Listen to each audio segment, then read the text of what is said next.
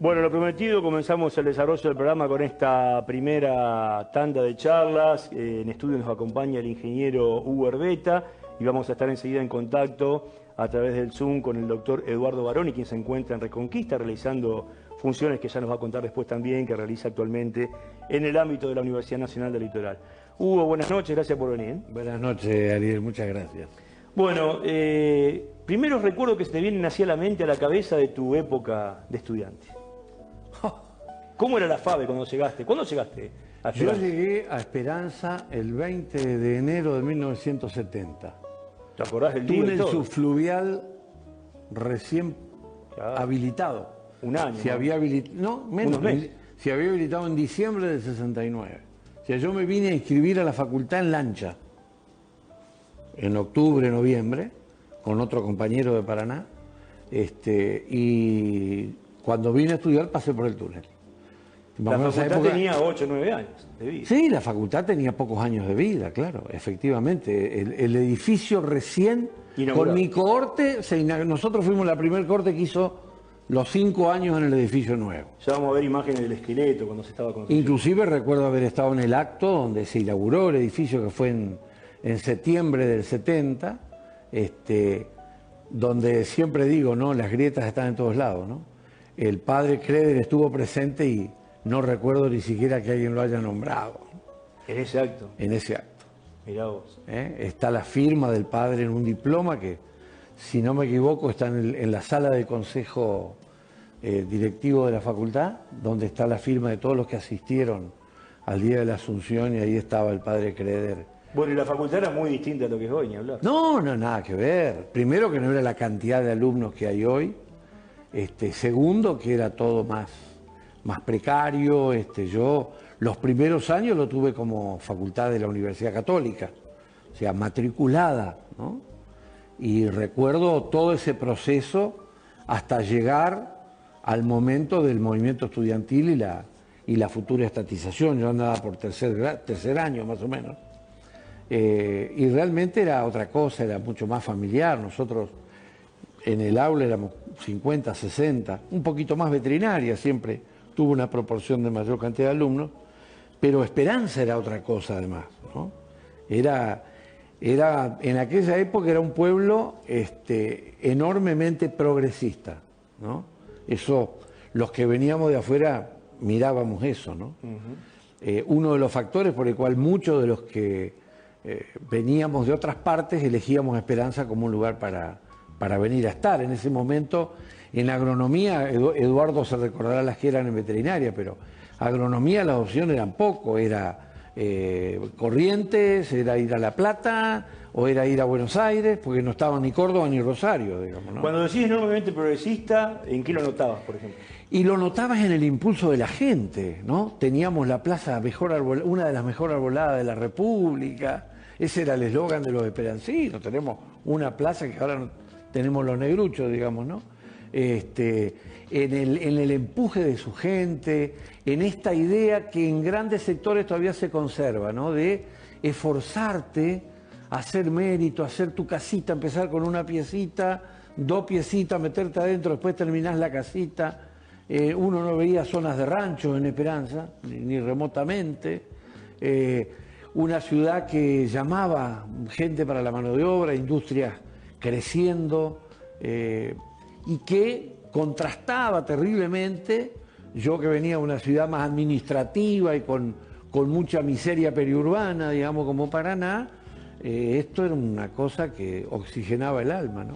Antes de sumar a la charla al otro entrevistado, te quiero preguntar, yendo ya al ámbito específico, digamos, de la facultad, decías, muy diferente obviamente a lo que es hoy las dos facultades. ¿Alguna anécdota, algún detalle, algo de color que te acuerdes de aquellos días que demuestre cómo era todo muy incipiente todavía?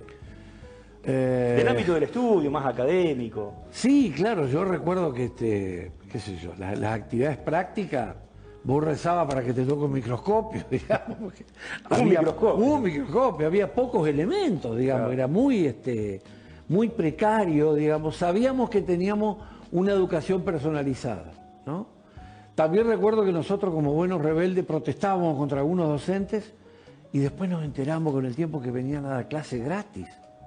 porque la facultad no tenía recursos para pagarle, así que muchos docentes iban gratis a dar clases. Yo recuerdo el doctor Zucchelli, que era uno de los sabios farmacéuticos de la ciudad, me acuerdo del profesor Roberts en inglés, y ese trato tan cotidiano que teníamos, y una de las grandes anécdotas para mí imborrables fue la del entonces decano doctor Eduardo de Otto, época de la Católica, que nos reunió en la planta baja de la facultad, a manera de púlpito, se subió a las escaleras y nos dijo: la facultad está quebrada, hay que hacer algo para que no se cierre.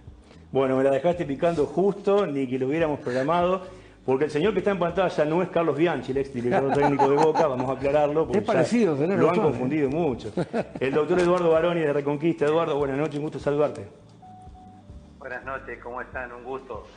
Un gusto que me hayan invitado y participar con el directo amigo Hugo en este recordatorio de lo que fue el anecdotario de nuestra facultad en aquellas épocas, ¿no? Bueno, Hugo te la dejó picando justo, porque él decía en un momento dado, allá por el 73, parecía que la facultad se cerraba, no había recursos, la situación era muy grave. Ahí toma protagonismo muy fuertemente el movimiento estudiantil, sé que fuiste protagonista y sé que tenés jugosas anécdotas para contarle a nuestra audiencia sintéticamente lo que fue un poco la movida primero en Esperanza y luego el viaje a Buenos Aires, que era toda una aventura para ustedes, para ir a reclamar allá por la estatización de la FAC. Ustedes querían que la universidad pública se hiciera cargo de la facultad, ¿no? Así es, sí. Bueno, yo cuando ingreso en enero del 73, mejor dicho, fui en diciembre del 72 para inscribirme y demás. Me quedé unos días, me volví a mi casa, pasé la Navidad y me fui por las dudas para empezar el año. Y ese año fue el año del movimiento estudiantil que brega por hacer algo por la facultad. Yendo rápido a los anecdotarios, el tiempo va avanzando. Nosotros en ese año ingresamos aproximadamente 150 estudiantes en veterinaria, y esto que decía Hugo hoy, la facultad no lo resistía, y en agraria había unos 100 y tantos. Digo, no lo resistía en su esquema porque, según el doctor Steiner, que nos daba física, decía que la facultad había sido considerada en su estructura para un ingreso de 60 estudiantes, 59 de uno y uno de otro, los que sean, pero no más de 60. Imagínate, 1973, 250 monos en primer año, lo que incrementaba el número de estudiantes, pero no llegaríamos en su totalidad, no más de 500, porque era lo que decía Hugo, éramos una familia de alguna forma, porque los estudiantes, uno conocía a los de quinto año, pues evidentemente recién ingresaba y eran muy pocos, y así sucesivamente. Bueno, ese año se organizan todos los eventos sociales para poder hacer algo, como había dicho de Otto, por la estatización de la facultad. La ciudadanía de Esperanza se comprometió mucho con el proyecto. Sí, a la ciudadanía se la comprometió, porque en las asambleas estudiantiles se propusieron salir a volantear por la ciudad de Esperanza, cortamos media ruta, me acuerdo, la ruta 70, y volanteamos ahí, que la facultad se cerraba. En el volanteado en la ciudad, recuerdo que nos aconsejaban ponernos guardapolvo para salir a pedir elementos que sirvieran para el viaje a Buenos Aires. Me recuerdo que con el ingeniero Pilati, Miguel Pilati, nos trajimos un tarro de 5 kilos de dulce de leche y una mortadela inmensa que nos habían dado más 10.000 pesos, que era una fortuna. Son anécdotas, como le contaba Hugo, que te van quedando y que las sumás en el anecdotario de todo lo que se hizo por la facultad. Y allá en Buenos Aires en Buenos Aires estuvieron varios días, ¿y cómo era ahí la protesta? ¿Durmieron y comían arriba del colectivo prácticamente? Sí, se hacía lo que se podía. 2 noches, 3 días estuvimos más o menos. Mira, como anécdota recuerdo siempre el tarro de dulce leche quedó en el colectivo nuestro, y maples de huevo que lo habían hecho huevo hervido, y nos daban una cucharada de dulce de leche y un huevo. Fíjate vos cómo se repartía la miseria que había, pero nosotros estábamos felices porque de alguna forma era todo nuevo. No te olvides que estábamos también en una época de militarizada del país, y fuimos a hacerle una manifestación a Lanuse en la plaza.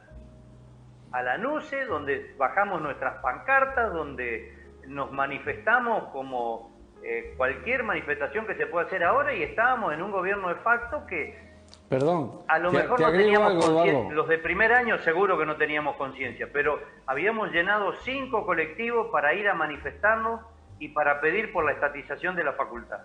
En el mientras tanto, no hace mucho me enteré con alguno de los viejos egresados que un grupo de estudiantes habían subido, tenían ya una reunión con uno de los asistentes de la NUCE, y nosotros nos quedamos con el presidente del centro estudiante, y el grupo que estábamos, que nos habían aconsejado también llevar guardapolvo, y Canal 9 que nos filmaba.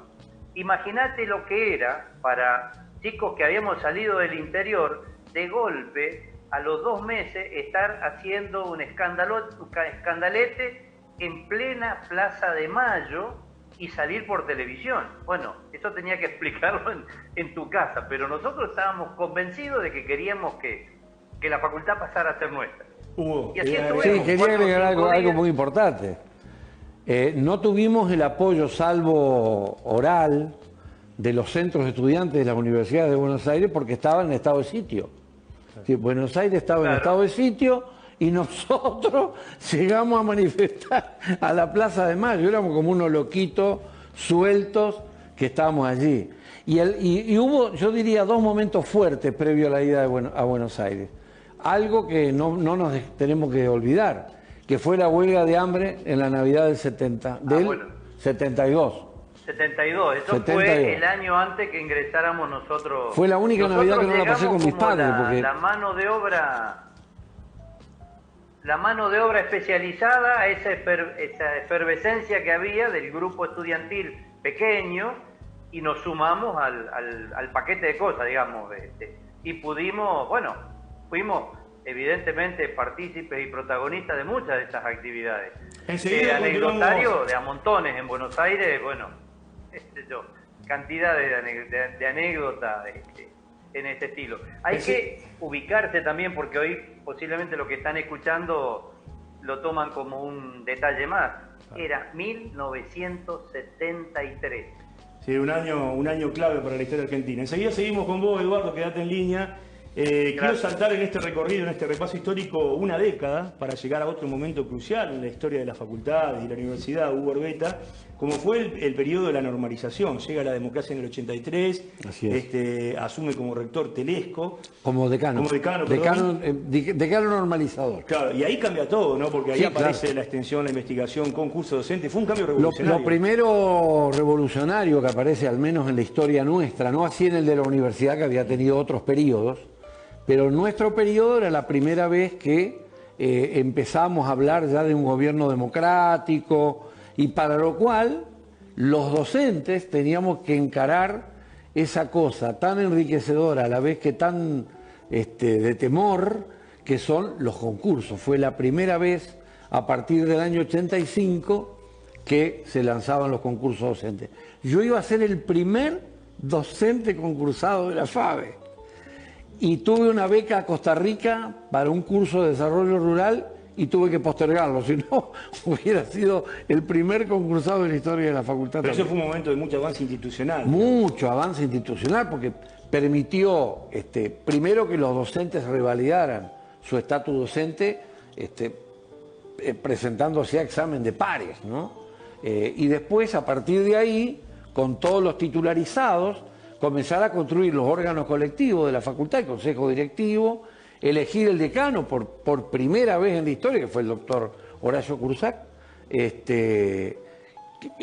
de ahí en más, la vida institucional fue otra para la facultad.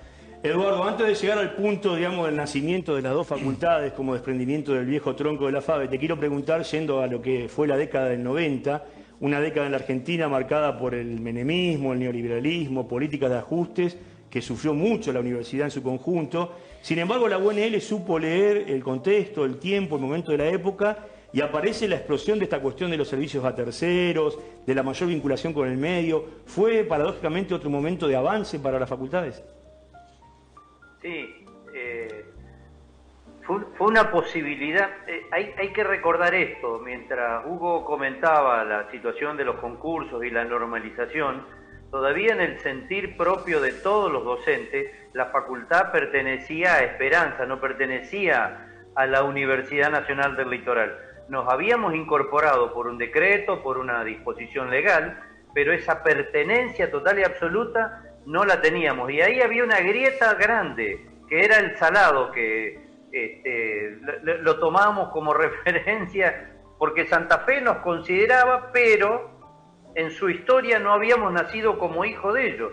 Y nosotros éramos hijos de la Católica o del Padre Creder, y era algo que se había apropiado Esperanza. Había que empezar a trabajar conjuntamente con Santa Fe. Fue todo un proceso que se fue dando hasta que llegan los decanos de la democracia, lo que estaba diciendo Hugo, después de la normalización, que llega el doctor Cursac como primer decano, y ahí empezamos a relacionarnos mucho más con la universidad, a tomar más presencia con la universidad y viceversa, y bueno, y se fueron dando una serie de cosas. Yo en los 90 me fui a estudiar, sobre la mitad de los 90, me fui a estudiar a Chile, a una universidad chilena en el sur de Chile. Y me permitió, mira, te digo esto por la pregunta que me hacías, me permitió ver en un país donde hacía muchos años que la universidad tenía un esquema, digamos, como el que tenemos nosotros ahora, me permitió ver como el futuro posible que podríamos tener. Porque nosotros no avisorábamos todo esto, si bien lo queríamos, no lo avisorábamos porque estábamos solos en Esperanza. Un poco lo que decía Hugo, en el país no eran muchas facultades. Nosotros en veterinaria, con suerte, éramos 8 facultades, y Esperanza era una escuelita. Te digo esto como a veces peyorativamente nos decían algunos actores, que si las poníamos en el orden, en orden descendiente, nosotros éramos número 10. Teníamos unas fortalezas bárbaras, pero no teníamos relaciones institucionales, interinstitucionales, si bien había docentes que venían de afuera, pero había que hacer crecer todo eso. Y esto de los servicios a tercero era una posibilidad también de conseguir un recurso, porque te recuerdo, yo fui secretario académico del doctor Cursac, tuve la suerte de acompañarlo toda su gestión, y en un momento Cursac había sacado un presupuesto tentativo, y teníamos el costo de una BIC por alumno por año de presupuesto. Era irrisorio. Teníamos un edificio, una infraestructura docente, por supuesto que venían los sueldos, el costo, ese recurso el cual había presupuestado Cursac, que era lo que nos llegaba, era lo que nos llegaba para funcionar. Y era el servicio tercero pasa a ser una posibilidad de ir consiguiendo un recurso. Bueno, pero para cerrar este bloque, porque nos aguardan los dos actuales decanos para la charla, bueno, quiero referirme brevemente al momento también clave, crucial, que tiene que ver con abrir la parte más contemporánea de esta historia, que es cuando se empieza a debatir, digamos, la posibilidad de que nazcan dos facultades autónomas, independientes, hecho que se concreta en 1999. Me imagino, Hugo, que había dudas, había temores, pero también muchas ilusiones, ¿no? Mirá, el proceso era un proceso sentido que había comenzado en 1988 con una carta que muchos docentes suscribieron. Yo no fui suscriptor de esa carta, siempre creí que particularmente podíamos funcionar. Creo que me equivoqué, la historia lo demuestra. Y me tocó ser el que comandara el proceso durante todo el 98 de redistribución en dos facultades nuevas. ¿Qué es lo que yo quisiera rescatar fuertemente? Primero, el acompañamiento de las personas que estaban en derredor de uno, en las secretarías, los secretarios. Me permito mencionarlo a Luis Rista en especial, que fue después mi secretario general y después fue decano. Y el acompañamiento de personas como la del doctor Federico Luster. Yo recuerdo que con Luster aludimos a podríamos decir algo así como al derecho consuetudinario, porque venían las pujas. ¿Cuántos alumnos tenemos nosotros? Porque las aulas no pueden ser todas iguales, y empezamos a elucubrar por qué no nos fundamos en qué hizo la costumbre durante todos estos años. Entonces, pero fue así tal cual, esto es literal, ¿eh? Salir al campus y decir, ¿quién usó este pedazo del campus siempre? Veterinaria. Y este pedazo del campus y lo usó agronomía. Y el resto dejémoslo común, donde hoy está la biblioteca. Y se hizo así. Eso, Hugo, que decís es una gran enseñanza y lo vuelvo a atar Totalmente. con lo que yo comentaba al comienzo del programa hoy, ¿no? Hoy nos estamos, Totalmente, pareciera, matando entre los esperancinos por 3 cuadras de una ciclovía. ¿Qué es lo que nos preocupó en ese momento? Y Eduardo me dejó la punta. Yo diría que la política central, transversal, tanto de la Facultad de Ciencias Veterinarias como la de Agraria, era lograr 2 facultades que estuvieran insertas en la universidad y que vencieran ese miedo de que Santa Fe nos iba a chupar, ¿no? Y me parece que ahí estuvo el trabajo más fino e inteligente, porque nos permitió articular con la universidad. Tanto es así, como habrá sido de raro, que yo siempre digo, al menos en Agraria, nosotros en el 2002 firmamos el primer plan de obras, que lo aprobó el Consejo Directivo. Se está haciendo todavía, 2002, si de planeamiento estamos hablando. Y yo recuerdo que había docentes que no querían venir a discutir cómo podía ser el pabellón tal o cual, porque dice, nunca nos dieron nada, nunca nos van a dar. Y sin embargo, bueno, ahí está, ¿no? Fruto de la planificación, del esfuerzo, del sueño y de haber articulado otras enormes políticas comunes, como programas como el FOMEC, la propia acreditación de carrera, que dio muchísimos recursos a la facultad, y hoy tenemos lo que tenemos, ¿no? Eduardo Baroni, para concluir tu participación y agradeciéndote desde ya, tenemos un minutito. Contar a la gente que nos está viendo qué estás haciendo hoy en Reconquista, tu función importante también en el marco de la UNL. Bueno, continúo trabajando en el marco de la UNL. Hace unos 10 años el rector nos había propuesto reactivar la presencia de la universidad aquí en Reconquista, que estaba dada en ese momento a partir de una escuela universitaria del alimento. Y bueno, la idea era darle un shock y una vuelta de tuerca, si se quiere, a esta presencia, aumentando, mejorando y cambiando la visión de la presencia de escuela hacia un concepto de centro universitario, que es un concepto más amplio, más abierto. Para esto necesitábamos construir nuestra propia casa, que es la que estás viendo ahí. Bueno, fueron los primeros años que se había hecho el proyecto, se trabajó con la universidad esto, se demoró un poquito y bueno, llegamos a hacer el centro universitario, un edificio de casi 2.000 metros cuadrados que alberga la Escuela Universitaria del Alimento, con laboratorios de servicios a terceros especializados, donde se hacen muchos servicios para muchas empresas, específicamente en el área de agua, efluentes y demás, y se da la tecnicatura y la licenciatura con la facultad de Agraria, Veterinaria, Ingeniería Química y Bioquímica. A su vez, estos 2 últimos años, este edificio tiene 4 años de vida y 1 año de pandemia, digamos, esos 4 años de vida, que es nuevito, lo estamos, prácticamente tiene olor a nuevo por todos los lugares.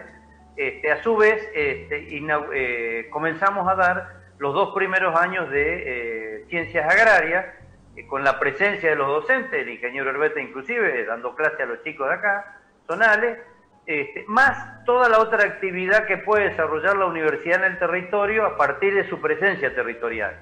Esto es más que una escuela, que era lo que había originalmente. Este curso fue creado en abril de 1973, así que tiene 15 años más viejo prácticamente que la estatización de la FABE. y ahora en el 2016, pudimos inaugurar su casa propia y un proyecto mucho más amplio que es este proyecto de centro universitario. Tenemos la presencia de la educación a distancia, más capacitaciones del área de la ciencia jurídica, el área de bioquímica, en humanística. Es variada la actividad que hace la universidad a partir de asentarse en la región y tener un mayor interrelacionamiento con la zona.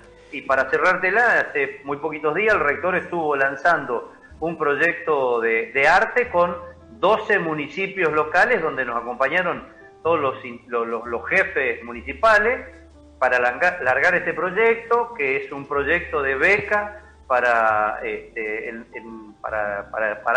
arte, específicamente para desarrollar actividades artísticas, donde a su vez se hizo un mapping, se hizo una puesta en escena de todo esto que fue precioso, muy bueno. Eduardo y esto Baroni, se puede hacer a partir de que hemos hecho este edificio y estamos trabajando en esto. Eduardo, lamentablemente se nos acaba el tiempo. Muchas gracias por el contacto. Te mandamos de acá un fuerte abrazo. Muchas gracias a ustedes, abrazo a los dos Eduardo. y bueno, a los decanos que vienen, que sigan continuando con la obra que planteó Hugo, que en algún momento sumo a lo que habíamos hecho en veterinaria, fue exactamente igual. Creo que planificamos en aquel momento algo para muchos años de las dos facultades, pero la FABE no va a desaparecer más de Esperanza, así que del campus FABE, si se quiere. Gracias, Eduardo. Gracias, Eduardo. Bueno, Hugo, para terminar me quedan 30 segundos. Hugo Orbeta hoy, entre otras cosas, veo dedicado a la música también. Sí, también, ya que estamos, como siempre. Hugo Orbeta jubilado, tuve el gran placer de haber participado de la idea y de la creación de la sede universitaria Rafaela Sunchales, donde se está trabajando en dos carreras importantes, la licenciatura en obstetricia, que creo que ya debemos estar por tener graduados, y una tecnicatura que va por el segundo año en automatización y robótica, ¿no? Con una buena presencia y con una política del rector de consolidar esos espacios. Y ahora jubilado, Ariel, digamos, tratando de ver si con el amigo Rista escribimos algo de nuestras memorias. Ya lo hemos hablado hace un tiempo y seguramente lo vamos a hacer. Y predispuesto para ayudar y para estar en todo lo que sea necesario. Hugo, gracias por venir. Gracias a vos, Ariel. Vamos a la pausa, queda la charla.